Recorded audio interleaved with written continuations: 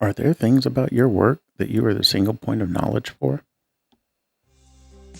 Welcome to Managing a Career, the podcast that helps you navigate the path to professional success. I'm your host, Lane Robinson. Each episode will explore the ins and outs of taking charge of your career, from developing skills you need to succeed to building a network that can help you advance and everything in between. Whether you're just starting out or a seasoned professional, I've got you covered. Sit back, relax, and get ready to take control of your career with Managing a Career.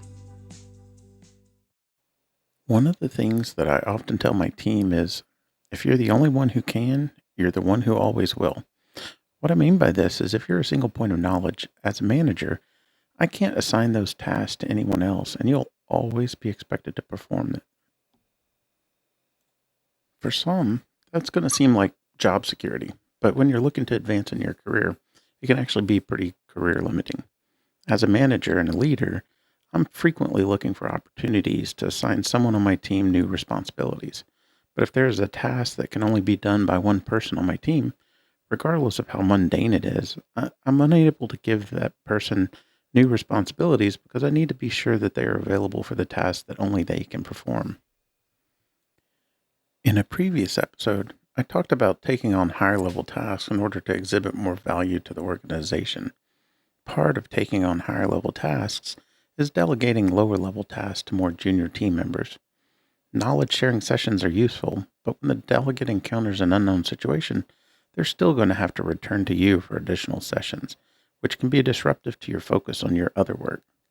Providing documentation and decision trees provides artifacts that the delegate can reference first before seeking answers from you. And when an undocumented situation is encountered, it provides an opportunity for updating those artifacts. As the documentation is refined, it becomes a handbook for anyone and everyone performing those tasks. Probably the best documents to start with are going to be troubleshooting guides. Given that the goal is to enable other team members to take on work that keeps you from being able to take on higher level tasks, the most obvious choice is documenting how to solve problems as they come up.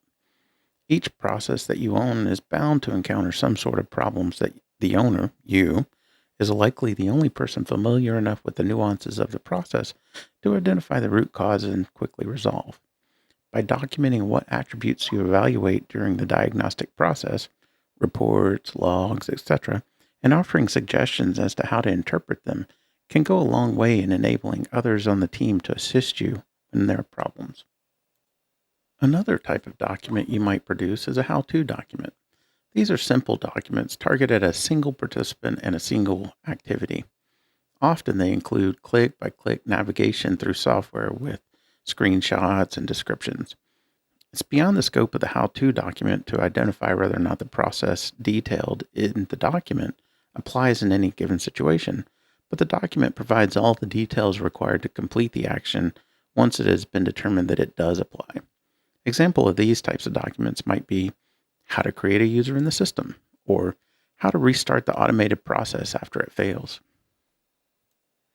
A standard operating procedure, or an SOP, is different from a how-to in that the SOP is focused on a higher level process and sometimes involves multiple participants. The SOP starts with a description of the overall goal of the process and then provides a sequence of tasks that must be performed. Often this is in the form of a checklist or a flowchart. The specifics of each task is assumed to be understood and may be listed in a more generic fashion so that the SOP applies in more situations. The SOP could also include steps involving approvals or escalations depending on how complex the process is.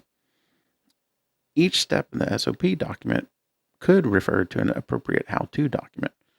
Some example SOPs could be onboarding new employees, which may reference the previously mentioned how to create a user in the system. Or maybe there's another SOP for process for posting new social media content, or maybe even process for initiating a new project.